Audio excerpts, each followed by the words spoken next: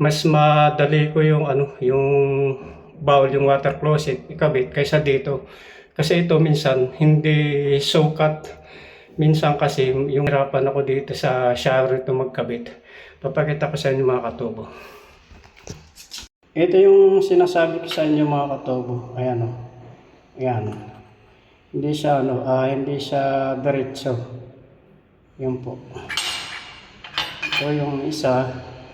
Kailangan ikot-ikutin muna natin to bago natin makuha, mapantay yung yung paglalagyan ng shower. Ito yung description niya mga katubo. Ayan. Ayan, dalawa. Dito ilalagay natin yan. Ayan. Ayan po. Kaya medyo mahirap kasi minsan hindi napapantay yung ikot natin tong dalawang to. At maya ikot. So mamaya papakita ko sa inyo mga katubo kung paano ikabit.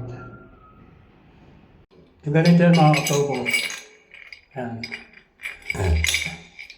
Ayan siya. Wala tayong taga-video. Yun. Ikot-ikot natin yan. Ayan. Tapos itong isa. Tapos itong isa. Ayan. Kailangan pumantay. Tapos kailangan yung diskutsyon natin masagad. Medyo hirap pa. Pasensya na kayo. Ayan. Ganyan siya. May ikot-ikot yan. I-adjust natin yan. Para maano natin. Ito hindi pa pantay. Ayan, ito i-adjust pa natin to. Tapos ito na-adjust ko na to. Ayan. Gumagala yung discussion. Ngayon kung hindi ko pa rin makuha, ang ginagawa ko ay ito ina-adjust ko ulit. Tapos ito ina-adjust ko ulit. Basta ina-adjust ko lahat yan mga katubo kasi minsan hindi pantay yung Ayan, nakita niya.